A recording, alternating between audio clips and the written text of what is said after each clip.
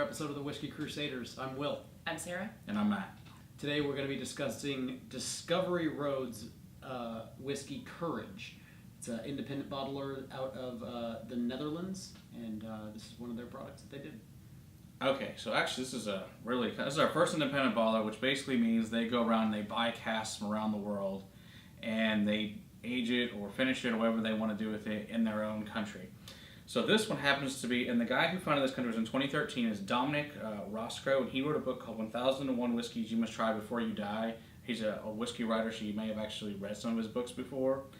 And so what he did is he wants to go around the world and pick anything that's from atypical countries, and this one happens to be the Netherlands, but it could be England, it could be Taiwan, it could be French, just different places he goes. And this one happens to be out of the, we think it's pronounced Zudam Distillery, and this is a 14-year Dutch single malt called Courage, and it was finished in Oloroso sherry casks. And it's just, I'm actually going to read you the back of the bottle because it's just great marketing in the back of the bottle, just at the end of it. So it's one of a small batch of bottles specifically sourced by me. If you find it a tad wacky, well, that's the point.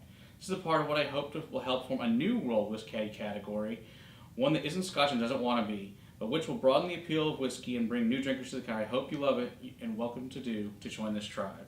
So it just sounds like a really cool concept. But I like that they want to try new world whiskey categories, not from your typical countries of Scotland, North America, Japan. So let's give it a roll and see what it tastes like.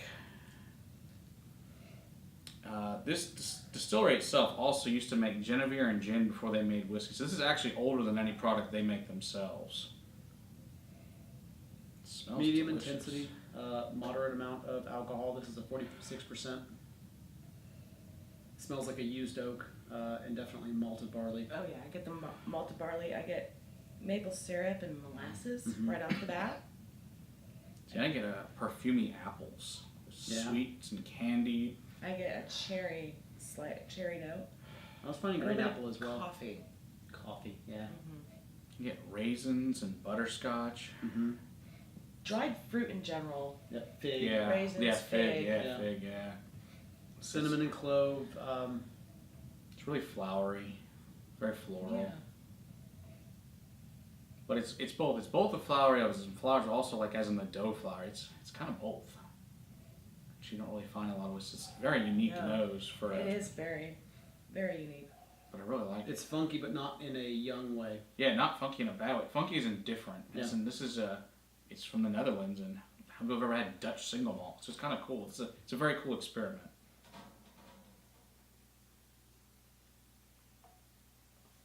Delicious experiment. Yes, it is. I get those same dried fruits, but I also get a dark chocolate. More cherry notes. The syrup is still there. It is very There's a spicy finish. Kind of creeps up towards the end there. Yeah, and it lingers for a little while. It's sweet. It's very sweet. It's very sweet, yeah. I don't know if Are you that's getting a not from briny? Or are you getting a saltiness as well? It's salty, yeah. Briny, no. Salty, I'm getting the salty though, for sure. On the finish, absolutely. It's a nice, spicy, salty finish. But yeah, it's got more oranges and raisins and a little honey, cream in it. This is really good. This is I really very like good. this. Yeah. Yeah. A little bit of cinnamon there on the finish too. Yeah. Lingering spices. Yeah. Lingering baking spices, but up front with the dried fruit and like the maple syrup sweetness of it. Yeah, it's got that like Canadian maple in it. Yeah. But in a good way. Yeah. In a Dutch way, not a Canadian way. Yeah. It's not overpowering. Yeah. In any one direction. All of these things that we're saying are all kind of very rounded, very well and nicely together. This is well done. This is great. It's a good little one-off bottle. This is awesome. And yeah, so if this is what any of their regular independent bottlings are like, I'm going to love to try all these different things that come out of them. We got this actually from a friend Logan traveled overseas and brought this one back. Here's something you don't have in the collection, so let's give it a whirl. Turns out awesome. I'm really glad he did. Absolutely. So Thanks Logan. It says it's around 75 pounds. I don't know, it's maybe $100, I think, something like that, US.